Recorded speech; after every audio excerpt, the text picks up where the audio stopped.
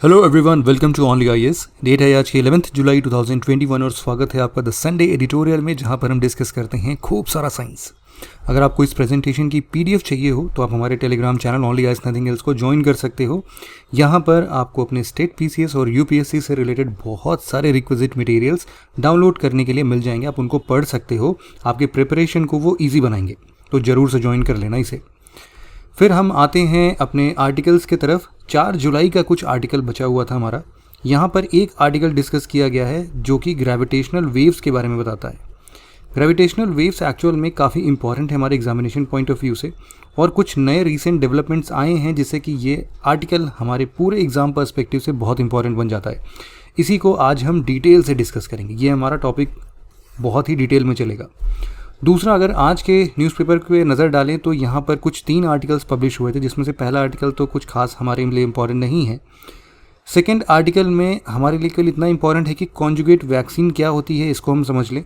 और पहली बार कोविड-19 के लिए कोई कॉन्जुगेट वैक्सीन बनाई गई है क्यूबा के द्वारा, इसलिए ये आर्टिकल इम्पॉर्टेंट है। कॉन्जुगेट वैक्सीन क्या होती है इसके बारे में समझना ज़रूरी है हमारे लिए। और एक यहाँ पर ये आर्टिकल है, ये भी आर्टिकल इम्पॉर्टेंट है, जो कि 2020 मिलेनियम टेक्नोलॉजी प्राइज़ के बारे में बताता है।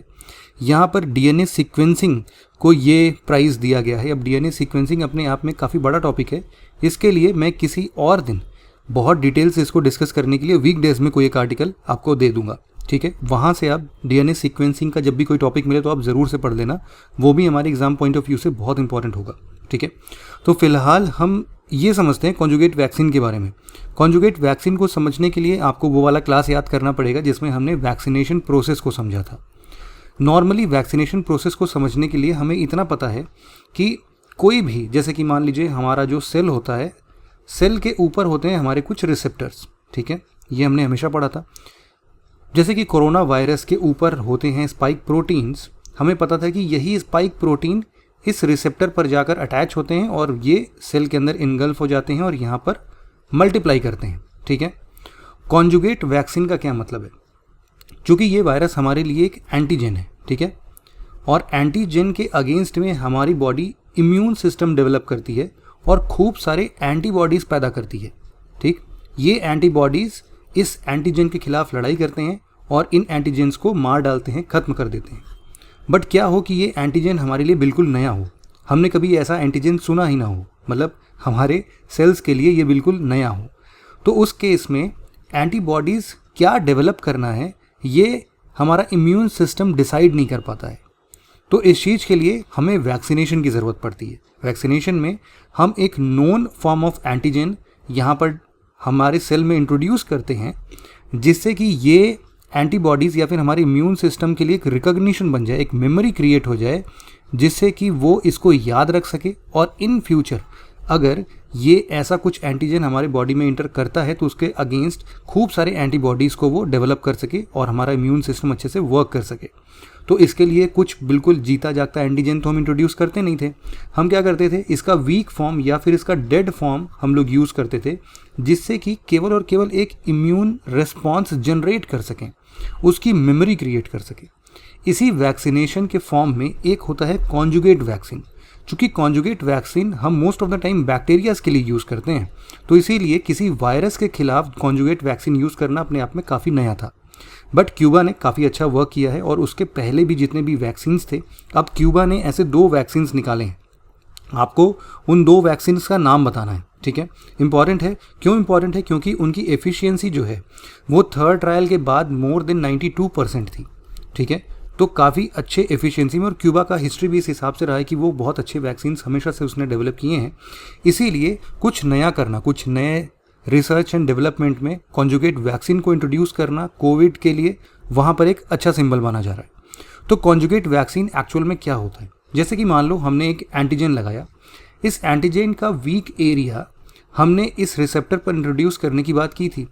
बहुत बार क्या होता है कि ये जो वीक एंटीजन होता है ये इतना स्ट्रॉन्ग इम्यून सिस्टम डेवलप नहीं कर पाता, या फिर सिंपल सी बात करें कि ये मेमोरी जनरेट नहीं कर पाता है। जब यादाश्त कमज़ोर रहेगी, मान के चलो आपके गाल पे किसी ने धीमे से थप्पड़ मारा है और किसी ने भरे महफिल में तेज से थप्पड़ मारा है, तो कौन सा ज़िंदगी भर याद रहेगा? भरे बाजार में तेज से थप्पड़ खाना ही याद रहेगा। समझ लो कुछ वैसा ही यहाँ पर है। अगर हम इसको वीक फॉर्म ऑफ कुछ भी ऐसा एंटीजन देते हैं ना, तो इसको बहुत दिन तक याद नहीं रहता है, और उस केस में जो हमारा इम्यून सिस्टम है वो कभी आगे चल के अगर कुछ खतरनाक ऐसा एंटीजन हमारे बॉडी में प्रवेश करता है ज़्यादा अमाउंट में, तो उसके अगेंस्ट हमारी एंटीबॉडीज़ कुछ डेवलप हो नहीं पाएगी और हमारा इम्यून सिस्टम फेल हो जाएगा और हम हो सकता है कोविड से वापस से इन्फेक्ट हो जाए।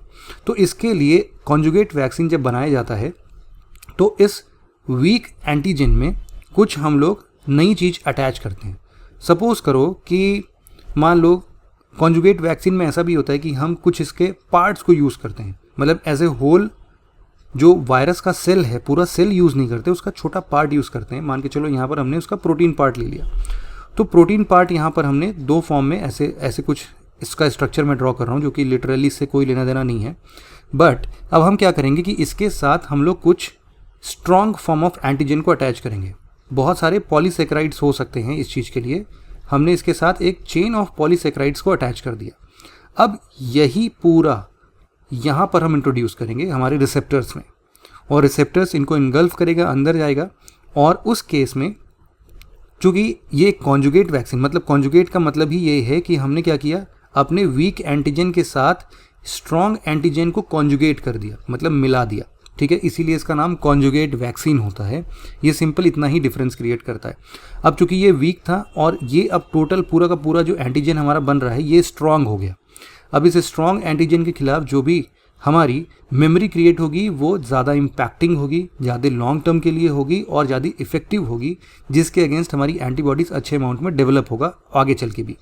अब यहाँ पर ये जो चेन हमने लगाया है ये usually most of the time polysaccharides के चेन होते हैं जो कि हम लोग लगाते हैं। ठीक है, तो इतना ही है कॉन्जुगेट वैक्सीन के लिए, इतना समझना आपके लिए बहुत इनफ है। ठीक है, तो कॉन्जुगेट वैक्सीन से कभी भी अगर आपको बोला जाता है तो सिंपली आप समझना कि कॉन्जुगेट वैक्सीन एक प्रकार का ऐसा वैक्सीन का टाइप है जिसमें हम लोग वीक एंटीजन के साथ स्ट्रॉन्ग एंटीजन अटैच कर देते हैं, जिससे कि हमारे इम्यून सिस्टम के लिए जो वीक एंटीजन अभी उतना अच्छा रिस्पॉन्स डेवलप नहीं कर पा रहा था, अब आगे चल के बहुत बढ़िया स्ट्रॉन्ग रिस्पॉन्स वो जनरेट करेगा। सिंपल था ना बिल्कुल, कॉन्जुगेट वैक्सीन इतना ही है। अब हम अपने मेन आर्टिकल की तरफ बढ़ते हैं। एक और आर्टिकल जो मुझे बाद में डिस्कस करना है आपके साथ वो यही है, 2020 millennium technology prize goes to DNA sequencing techniques, जिसमें दो लोग हैं, इनको शंकर बालासुब्रमण्यम है और ये हैं डेविड क्लिनरमैन। इन दोनों का कंट्रीब्यूशन रहा है डीएनए सीक्वेंसिंग टेक्निक्स के लिए। इन्हीं के बारे में हम डिस्कस करेंगे कुछ नए आर्टिकल्स में, बिल्कुल इंडिपेंडेंट आर्टिकल होगा, इसको आप ज़रूर से पढ़ लेना। फिलहाल आगे बढ़ने से पहले जब हम ग्रेविटेशनल वेव्स को डिस्कस करें, एक छोटी सी इन्फॉर्मेशन आपके लिए ये है कि प्रारंभ 2 कल से स्टार्ट हो रहा है 12 जुलाई। जो भी कैंडिडेट इंटरेस्टेड हैं देखने के लिए सिंपल कि ये क्लासेस कैसे चलते हैं, उनके लिए 12, 13 और 14 जुलाई को जो भी क्लासेस होंगी वो फ्री होंगी। आप एक बार आके ट्रायल ले सकते हो। मतलब आपको कुछ भी नहीं समझ में आता है, अगर आप अपने प्रिपरेशन से थोड़ा भी डेविएट हो रहे हो, आपको एग्जैक्टली अपना एक एक पाथ नहीं मिल पा रहा है, तो एटलीस्ट आप एक ट्राई कर सकते हो इस चीज़ को। ठीक है, तो ये 3 दिन की क्लासेस फ्री ऑफ कॉस्ट रहेंगी आप सभी के लिए। तो जो भी इंटरेस्टेड है वो video.onlyis.in पर जाके विजिट कर सकता है। और बहुत सारी क्लासेस होंगी, एक दिन में 4 क्लासेस चलती हैं, तो ओवरऑल आपके 12 क्लासेस ओपन होंगे इसमें। तो आप अच्छे से इसको क्लियर करके देख सकते हो कि क्या चीज़ें कैसी पढ़ाई जा रही हैं, जो आपका प्रिपरेशन लेवल है, क्या उसमें इंप्रूवमेंट की ज़रूरत है, वगैरह वगैरह। ठीक है, प्रारंभ के बारे में ऑलरेडी बहुत बार हमने डिस्कस कर लिया है। इसमें अगर कोई भी इंटरेस्टेड एस्पिरेंट है तो वो सिंपली अगर उसको कुछ भी ना समझ में आए तो यूट्यूब पे ओनली आईएएस प्रारंभ नाम से आप सर्च कर लेना। एक छोटी सी वीडियो मैंने बनाई थी, 12 से 15 मिनट की है शायद, वो आप देख लो, उसमें आपको डिटेल पता चल जाएगा कहाँ से इसको ज्वाइन करना है। ठीक है, तो बस इतनी सी इन्फॉर्मेशन थी। अब हम आगे बढ़ते हैं और पढ़ते हैं ग्रेविटेशनल वेव्स के बारे में। न्यूज़पेपर में हमारा केवल इतना ही आर्टिकल दिया हुआ था। ठीक है, तो कुछ नई चीज़ें न्यूज़ में इसलिए रहा है ये अभी हाल फिलहाल के, क्योंकि अभी तक हम लोग जितने भी ग्रेविटेशनल वेव्स को आइडेंटिफाई करते थे वो या तो 2 ब्लैक होल मर्ज के कारण होता था या 2 न्यूट्रॉन स्टार कोलाइड होते थे तब होता था। पहली बार ऐसा कुछ हाइब्रिड मॉडल आया है जिसमें एक ब्लैक होल और एक न्यूट्रॉन स्टार इसमें मर्ज हुए हैं, इसीलिए हम लोग इसको neutron stars black hole merger बोलते हैं, NSBH मर्जर। अब अगर एग्ज़ाम में NSBH मर्जर के बारे में पूछे तो आप कंफ्यूज मत होना, सिंपली समझ जाना कि ये ग्रेविटेशनल वेव्स की बात कर रहा है। ठीक है, और इसको आइडेंटिफाई किया है लीगो साइंटिफिक कोलैबोरेशन LSC ने। इसके बारे में भी हम डिटेल से चर्चा करेंगे इस आर्टिकल के अंदर। एक ग्रेविटेशनल वेव्स को डिटेक्ट करने का ये ग्लोबल नेटवर्क है LIGO साइंटिफिक कोलैबोरेशंस। इसमें बहुत सारे अलग अलग जगहों पर कुछ ऐसे LIGO ऑब्जर्वेटरीज बना दिए गए हैं जो कि ऐसे ग्रेविटेशनल वेव्स को मेजर करते हैं या फिर इनको आइडेंटिफाई करते हैं। ठीक है, इंडिया में भी एक है ऐसा, आपको पता है कहाँ पर है? अगर पता है तो कमेंट सेक्शन में बता दो, वैसे बाद में मैं डिस्कस करूँगा ही। फिलहाल ग्रेविटेशनल वेव्स को समझने के लिए हमें एक वीडियो देखने की ज़रूरत है जिसमें आप अभी तो ब्लैक होल को मर्ज होते हुए देख रहे हो, जो कि 1.3 बिलियन ईयर्स पहले इसने ऐसा मर्ज दिखाया और 2 ब्लैक होल एक हो गए। इसमें क्या होता है कि हमारे स्पेस टाइम कॉन्टिन्यूम पर ऐसे 2 बड़े ब्लैक होल से कुछ भी जब मर्ज करते हैं तो एक वेव निकलता है। ये वेव बहुत ज़्यादा स्पीड का होता है, मतलब जो भी फिनोमेना हम एक्सपेक्ट करते हैं अपने पूरे यूनिवर्स में उसका 50 टाइम होता है और ये पूरे स्पेस में लाइट के स्पीड से ट्रैवल करता है। सिमिलरली अब चूंकि इस पूरे यूनिवर्स में हमारा अर्थ भी आता है तो अर्थ के ऊपर भी ऐसे कुछ ये वेव्स आते हैं। तो अचानक से ऐसा कुछ वेव हमारे सामने आता है ना, तो हमें समझ में आता है। लेकिन जैसा अभी हमने इस एनिमेशन में देखा कि पूरा का पूरा अर्थ स्क्वीज आउट हो रहा था, दब रहा था, पिचक रहा था और फूल रहा था, इतना कुछ खास डिस्टॉर्शंस होता नहीं है। ठीक है, आपको मैं बताऊं तो इसको डिटेक्ट करने के लिए हम लोगों ने लगाया है LIGO ऑब्जर्वेटरीज। LIGO ऑब्जर्वेटरीज के अंदर ऐसे 4-4 किलोमीटर के लंबे लंबे ऐसे पाइप्स होते हैं। ठीक है, इन पाइप्स में जब भी हमारा अर्थ कॉन्ट्रैक्ट या एक्सपैंड करता है तो इसमें से कुछ लाइट वेव्स हम हमेशा एमिट करते रहते हैं। यहाँ से मान लीजिए लाइट वेव हमने एमिट की और इस लाइट वेव को एमिट किया, ये यहाँ से डिफ्लेक्टर लगा हुआ जो कि 2 पार्ट में इसको डिवाइड कर देता है इस सिंगल लाइट बीम को।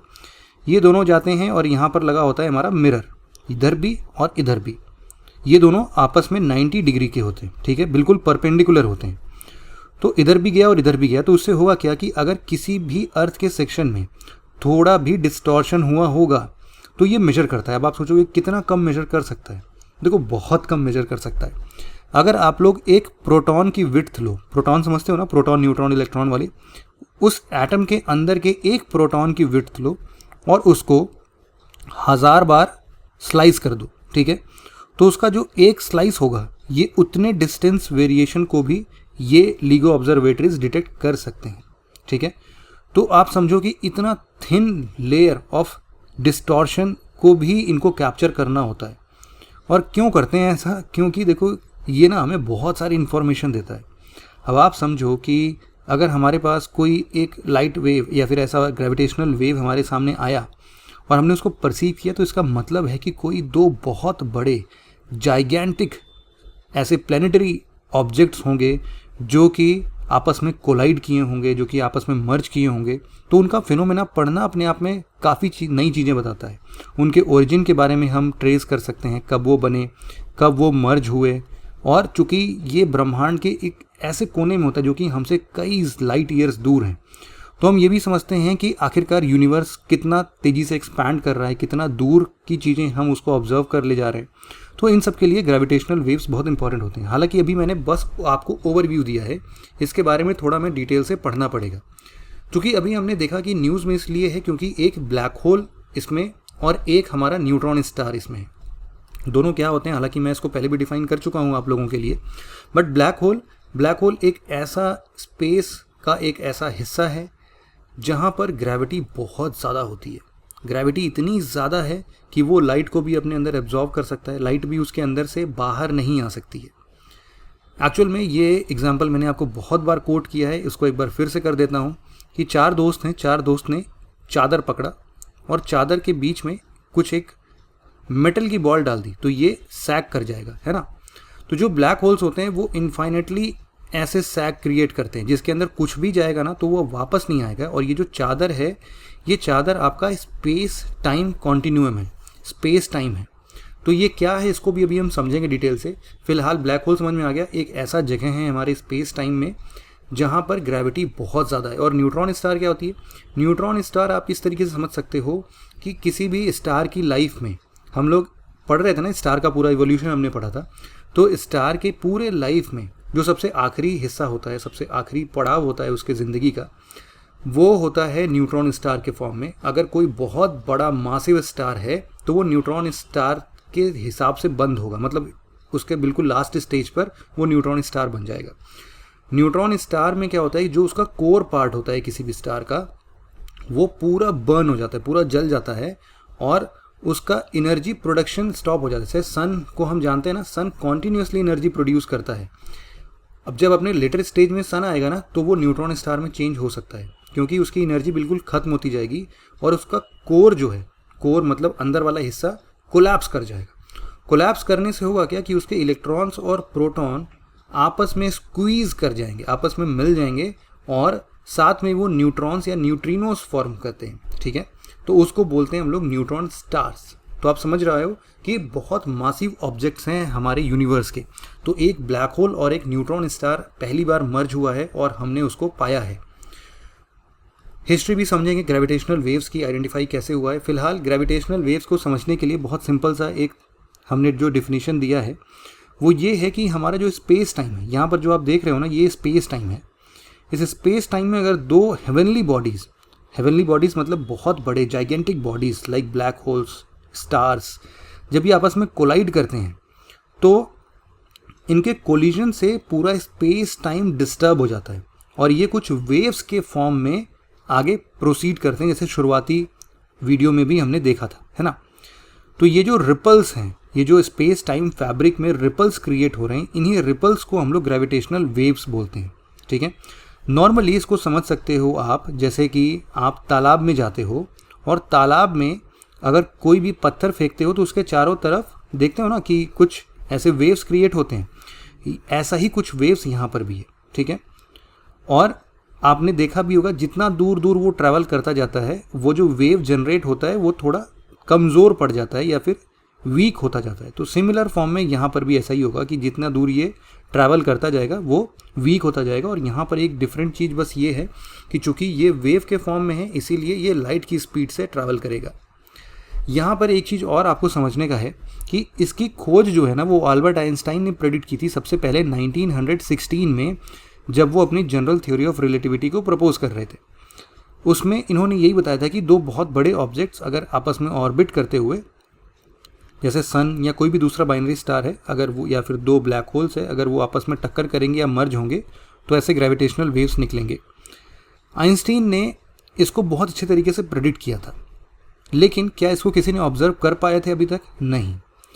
पहली बार इसको ऑब्जर्व किया गया 2015 में, मतलब अभी बहुत रीसेंट फिनोमिना है ग्रेविटेशनल वेव्स को ऑब्जर्व करने का।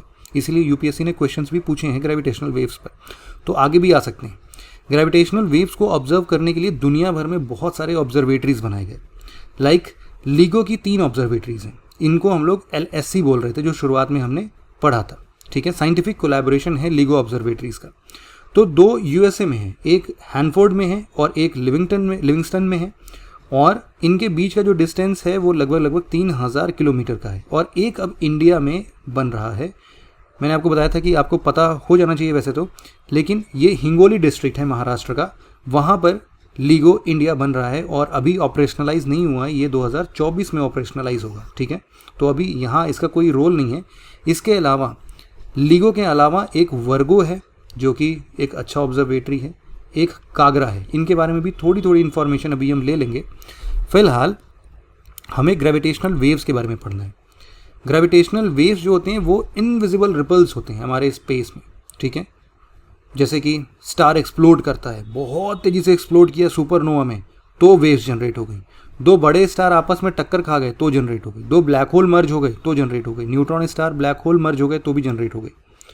तो ग्रेविटेशनल वेव्स कुछ इस हिसाब से हुआ करता है। इसको हम और अच्छे तरीके से समझें, उसके लिए हम कुछ और चीज़ें ऑब्जर्व करते हैं। लाइक ये हमारा, मान लीजिए कोई भी ग्रेविटेशनल वेव प्रोड्यूस हो रहा है, इसके लिए हमने स्पेस टाइम अपना डायमेंशन लिया, और यहाँ पर स्पेस टाइम में हम कोई भी भारी चीज़ अगर ऐसे अंदर की तरफ फेंकते हैं तो वो स्पेस टाइम को डिस्टॉर्ट करता है। अब वो हम आप भी डिस्टॉर्ट करते हैं, एक फेदर भी डिस्टॉर्ट करता है, लेकिन जितना हैवी मास होगा, लाइक ये अगर सन है तो ये ज़्यादा तेज़ी से डिस्टॉर्ट करेगा। और अगर हम इस पर कोई भी प्लैनेट को रिवॉल्व होता हुआ इसके चारों तरफ देखते हैं तो वो कहीं ना कहीं इसके स्पेस टाइम को डिस्टॉर्ट करने के रिलेशन से ही रिलेटेड होता है। क्योंकि स्पेस टाइम डिस्टॉर्ट है, वो इसीलिए इसके संबंध में इसके चारों तरफ घूमते रहते हैं। अब इसी तरीके से कोई भी बड़े मासिव ऑब्जेक्ट जब भी ऐसे आसपास घूमेंगे, टक्कर करेंगे, तो ये पूरे स्पेस टाइम को डिस्टॉर्ट कर रहे हैं। इवन अगर हम और आप दोनों लोग इस स्पेस टाइम को चक्कर लगाएं ना तो भी डिस्टॉर्ट होगा, बट देख रहे हो कितना धीमा हल्का है, इवन ऑब्जर्व भी नहीं हो पाएगा। तो कोई बहुत बड़े चाहिए, जैसे कि न्यूट्रॉन स्टार के पेयर में हो, ब्लैक होल्स का पेयर हो, या फिर न्यूट्रॉन स्टार ब्लैक होल का पेयर हो, ये लोग जब आपस में टक्कर करेंगे या रिवॉल्व करेंगे तब कुछ होगा। इसको समझने के लिए हमें अब इसको ऑब्जर्व कैसे करना है, हम स्पेस टाइम के डिस्टेंस को फिक्स कर सकते हैं। मान लो हमने इक्वल स्पेस पर कुछ पार्टिकल्स रख दिए, जब भी आपस में दूर जाने लगे या पास आने लगे उसके बेसिस पर हम समझ गए। अब इसको हम इतना आसानी से नहीं समझ सकते, इसके लिए हमने लाइट का या फिर किसी वेव का सहारा लिया। क्या करते हैं कि अगर हम एक्सपैंड करेंगे तो लाइट हमसे थोड़ा देर में हमारे पास आएगा, और अगर हमारा स्पेस टाइम पतला हो गया मतलब कम हो गया तो उसके लिए हमारा ये जल्दी आ जाएगा। इसीलिए 4-4 किलोमीटर लंबी ये LIGO ऑब्जर्वेटरीज होती हैं, जिनमें 2 परपेंडिकुलर बेसिस पर कोई भी ग्रेविटेशनल वेव्स को करने के लिए एक सेक्शन एक्सपैंड होगा और दूसरा सेक्शन कॉन्ट्रैक्ट होगा, जिससे कि हम समझ सकते हैं कि जो भी अभी तक हम फाइनल ऑब्जर्वेशन में इन दोनों को इन सिंक देख रहे थे, जो भी हम लाइट बीम प्रोड्यूस कर रहे थे, अब वो डिस्टॉर्टेड फॉर्म में आ रहा है या फिर अलग अलग फॉर्म में आ रहा है। अगर हम ये देखें कि ग्रेविटेशनल वेव से डिस्टॉर्शंस होते कितने हैं, तो इतने मीटर का अगर हम लोग कुछ लगाएंगे ना पाइप, मान लीजिए इतना लंबा हमने एक पाइप लगाया, तो उसमें हार्डली 1 mm या 5 mm के आसपास का कुछ डिस्टॉर्शन होगा। तो अब आप समझ सकते हो कि हमें क्या चीज़ फाइंड करनी है। अपने आप में बहुत डिफिकल्ट है इसको फाइंड करना, है ना। तो इसीलिए हमने बनाई LIGO ऑब्जर्वेटरीज। उसके भी फंक्शन को एक बार हम डिटेल से समझ लेते हैं। देखो, LIGO ऑब्जर्वेटरीज में क्या होता है कि हमने मान लो 2-4-4 किलोमीटर के लंबे ऐसे पाइप बनाए, जिसके अंदर हम लोग वेव को भेजेंगे। यहाँ पर हम लोग एक डिफ्रैक्टर लगाते हैं, ठीक है। यहाँ से हमने एक लाइट बीम को भेजा या वेव के फॉर्म में गया। अब ये इसको स्प्लाइस कर देगा 2 पार्ट में, एक इधर भी जाएगा और एक इधर भी जाएगा, ठीक। और यहाँ पर हम लगा देते हैं मिरर, इधर भी और इधर भी। ये वेव जाएंगे और टकरा के वापस आएंगे, इधर भी ये जाएगा टकरा के वापस आएगा। चूँकि इन दोनों की लेंथ जो है वो इक्वल है, तो दोनों वापस जब आएंगे ना मिरर से टकरा के, तो यहाँ पर ये इंटरफेरेंस दिखाते हैं। या फिर इसको हम लोग इस तरीके से समझ सकते हैं कि 2 वेव्स, जैसे यहाँ पर आप देख रहे हो कि बिल्कुल इन सिंक और आउट सिंक ये हो रहे हैं ना, तो इन सिंक और आउट सिंक तभी पता चल पाएगा जब कोई भी ग्रेविटेशनल वेव्स हमारे अर्थ से होकर गुजरेगी, नहीं तो ये हमेशा इन सिंक में दिखेंगे। और आप देख रहे हो कि यहाँ पर जो रेड कलर का इमेज फॉर्म हो रहा है उसका ब्राइटनेस कम और ज़्यादा हो रहा है। तो एक्चुअल में जब हम ग्रेविटेशनल वेव्स वाली सिग्नल को पकड़ते हैं तो उस टाइम पर आउटसिंक होने की वजह से ये वेव थोड़े से डिस्टॉर्ट हो जाते हैं, और इवन हम इन वेव्स को दूसरे तरीके से भी डिटेक्ट करते रहते हैं, ठीक है। तो इनका एक पीक स्ट्रक्चर आता है, अचानक से डिस्टॉर्ट हुआ। जैसे कि हम लोग अर्थक्वेक को मेजर करने के लिए ग्राफ्स वगैरह बनाते हैं ना, ऐसे नॉर्मल चलता रहता है, फिर अचानक से एकदम तेज़ी से ग्राफ बनने लगता है, तो हमें समझ में आता है कि भाई अच्छा अर्थक्वेक आ गया। समझ लो वैसा ही कुछ ग्रेविटेशनल वेव्स से रिलेटेड भी है। तो ग्रेविटेशनल वेव्स का डिटेक्शन टेक्निक भी हमने पढ़ लिया। ये इतना आसान नहीं है जितना हम लोग ऐसा सोच रहे हैं, बहुत सारे कॉम्प्लिकेसीज हैं, बहुत बड़े लेवल पर इसको बनाया जाता है। सबसे बड़ी बात क्या होती है मैं आपको समझाता हूँ। ये इतने माइन्यूट लेवल के ग्रेविटेशनल वेव्स को ऑब्जर्व करने की बात होती है। इट इज़ लाइक कि हम एक ऐसे पार्टी में हैं जहाँ पर बहुत बड़े बड़े लाउड स्पीकर्स लगे हुए हैं, ठीक है, और ये लाउड स्पीकर्स अपने बिल्कुल ख़तरनाक बेस के साथ गाना बजा रहे हैं, और आपका दोस्त कान में आपसे धीमे से कुछ विस्पर कर रहा है, आप उस विस्पर को रिकॉर्ड करना चाहते हो, तो ये इतना डिफ़िकल्ट है रिकॉर्ड करना, ठीक है। तो उसको सराउंडिंग से बिल्कुल सेपरेट रखना, बहुत सारी कॉम्प्लिकेसीज आती हैं जो कि ग्रेविटेशनल वेव्स को ऑब्जर्व करती हैं, इसीलिए तो इतना टाइम लग गया। आइंस्टीन ने 1916 में ही इसको बना दिया था, और LIGO ऑब्जर्वेटरीज या फिर जो ये हमारा कंसोर्टियम है, इन तीनों साइंटिफिक कोलैबोरेशंस हैं इन 3 LIGO के या फिर वर्गो जो भी है, ये सब बने हैं हमारे 1997 में, और इनको खुद में कम से कम 18 साल लग गए बनाने में और किसी पहले ग्रेविटेशनल वेव को डिटेक्ट करने में, ठीक है। तो इसीलिए अब ये तो वैसे 18 साल इसलिए भी लगे क्योंकि पता नहीं उसके पहले ग्रेविटेशनल वेव्स कोई जनरेट हुआ भी होगा कि नहीं उस अमाउंट में, तो ये भी एक हो सकता है, बट स्टिल आपको ये पूरी हिस्ट्री पता होनी चाहिए। अब इस डिस्कवरी की इंपॉर्टेंस क्या है उसके बारे में एक बार डिस्कस करते हैं। देखो, जब भी न्यूट्रॉन स्टार, जो कि आप मान के चलो कि सन के मास का 2 टाइम्स है, जब वो किसी ब्लैक होल के साथ, ब्लैक होल की तो बात ही छोड़ दो कितना मास है, तो जब ऐसे लोग मर्ज करते हैं, ऐसे लोग मतलब ऐसे ऑब्जेक्ट्स जब मर्ज करते हैं तो उसके इंटरेस्टिंग इफेक्ट्स देखने को मिलते हैं। ये हमें इनके ओरिजिन के बारे में बताते हैं कि ये कैसे बने होंगे। साथ ही साथ हम ये भी देखते हैं कि इस यूनिवर्स का सबसे डेंसेस्ट ऑब्जेक्ट न्यूट्रॉन स्टार्स आखिरकार कब खत्म होता है, मरता कैसे है। आप ये समझो कि न्यूट्रॉन स्टार हमारे पूरे यूनिवर्स का एक बहुत प्रिसाइज क्लॉक है। क्यों? क्योंकि वो पीरियोडिक पल्सेस एमिट करते हैं। हमने अभी ऊपर इमेज में देखा था ना कि वो जब उसका कोर कोलैप्स हो जाता है और वो जब न्यूट्रिनोस फॉर्म करता है या न्यूट्रॉन में कन्वर्ट होता है तो बहुत तेज़ी से लाइट निकलती है पल्सेस के फॉर्म में। उसको हमें ऑब्जर्व करना होता है। और इवन ब्लैक होल अपने आप में बहुत बड़ी मिस्ट्री है। हालांकि थोड़ी थोड़ी चीज़ें हमने उसकी समझ ली है, और जब पहला इसका फ़ोटो रिलीज़ किया गया था अभी हाल फिलहाल में, तो बिल्कुल एग्जैक्टली वैसा ही था जैसा हमने पहले उसको सोचा था कि हाँ ब्लैक होल कुछ ऐसा होगा। तो अभी बहुत सारी चीज़ें पता तो है, बट स्टिल जैसे कि ओरिजिन ऑफ दिस यूनिवर्स और इसका एंड कहाँ तक होगा, इसका एक्सपेंशन कितना बड़ा है, ये बहुत सारे ऐसे मिस्ट्रीज़ हैं जो कि अभी भी सॉल्व होना बाकी हैं। तो उन सब चीज़ों के लिए ऐसे ग्रेविटेशनल वेव्स हमें बहुत सारे इन्फॉर्मेशंस देते हैं। ठीक है, अब लिगो साइंटिफिक कोलैबोरेशंस की बात करते हैं। ये जो कंसोर्टियम है हमने देखा कि 3 जगह पर है।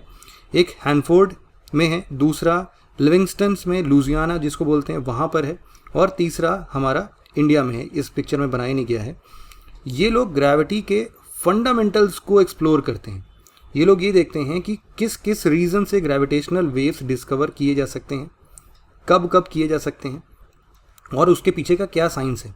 इसके लिए जियो 600 और वर्गो भी लगे हुए हैं। ठीक है, इसके अलावा कुछ और जिसके बारे में हमें चर्चा करना था, जैसे वर्गो जो है यहाँ पर आप देख सकते हो, ये पीसा इटली में है। ठीक है, इटली में वर्गो जो है वो अपने आप में 650 मेंबर्स और 119 इंस्टीट्यूशंस, 14 अलग अलग कंट्रीज़ का कोलैबोरेशन है, और फिर ये लोग एक्सपेरिमेंट करते हैं। सिमिलरली जो हम लोग लिगो बता रहे हैं उसमें भी ऐसे हज़ारों साइंटिस्ट्स का अपना योगदान है। यहाँ पर कागरा जो है, कागरा जापान में है, और ये भी गिफू जापान में एक जगह है वहाँ पर सिचुएटेड है, और यहाँ पर यूनिवर्सिटी ऑफ टोक्यो है जो कि इन सभी चीज़ों को कंट्रोल करता है। इंडिया में अगर लिगो प्रोजेक्ट की बात करें तो मैंने पहले भी डिस्कस किया इसको कि 2024 में हिंगोली डिस्ट्रिक्ट है महाराष्ट्र के अंदर, वहाँ पर इसको पहली बार बनाया जा रहा है, और ये फंक्शनिंग हो जाएगा 2024 में। और ये भी ग्रेविटेशनल वेव्स को डिटेक्ट करने के लिए फुल फ्लेजेड अपना काम करने लगेगा। अब आपको लग रहा होगा कि ये लिगो 10 बार 15 बार इन लोग बनाते क्यों, एक बार बना लिया वहीं से ऑब्जर्व कर लेंगे। तो मैंने आपको बताया कि उस कमरे की इस खतरनाक नॉइज़ के बीच में एक विस्पर को निकालना वो अपने आप में बहुत डिफ़िकल्ट है। हम कभी भी श्योर नहीं हो पाएंगे कि क्या ग्रेविटेशनल वेव्स वहाँ के किसी लोकल साउंड की वजह से बना है या फिर सच में कोई ग्रेविटेशनल वेव्स आया है। तो ग्रेविटेशनल वेव्स अपने आप में बहुत तेज़ी से ट्रैवल करते हैं, लाइट की स्पीड से ट्रैवल करते हैं।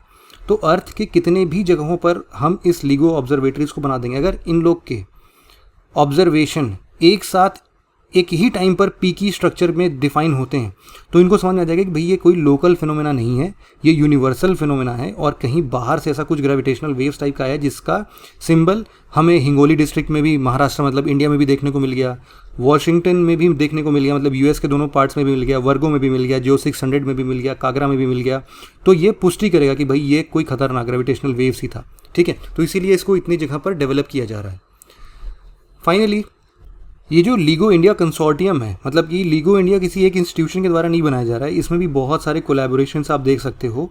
इसमें आप institute of plasma research Gandhinagar का देख सकते हो।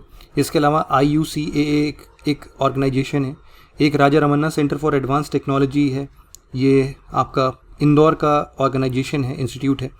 तो ऐसे करके बहुत सारे लोग मिल के इसको बना रहे हैं। ये आप कुछ इस तरीके से प्रोटोटाइप अभी है, ये तो ऐसे ही मतलब कैड ड्राइंग है, ओरिजिनल नहीं है, लेकिन कुछ फिलहाल ऐसा ही दिखेगा अपना हिंगोली वाला प्रोजेक्ट। ठीक है, तो फिलहाल मुझे लगता है कि ग्रेविटेशनल वेव्स के बारे में अब आपको डिटेल से सब कुछ पता चल गया है, क्या होता है, कैसे ऑब्जर्व किया जाता है, किसके कोलिजन से बन सकता है, इसके फ्यूचर हम लोग क्यों इसको इतना ऑब्जर्व करने पर गौर कर रहे हैं, क्या इसका बेनिफिट है, मतलब एप्लीकेशन क्या है, वो सारी चीज़ें आपने अच्छे से पढ़ ली हैं। तो आज के डिस्कशन को हम यहीं पर एंड करते हैं। आशा करता हूँ कि आपको बहुत अच्छे तरीके से समझ में आ गया है। आगे अभी एक और टॉपिक आर्टिकल मैं डिस्कस करूँगा, जैसा कि मैंने आपको बताया था, जो कि DNA सीक्वेंसिंग के बारे में होगा। तो जरूर से इसको ट्यून इन करना। Thank you very much for listening it very patiently friends. Have a nice day.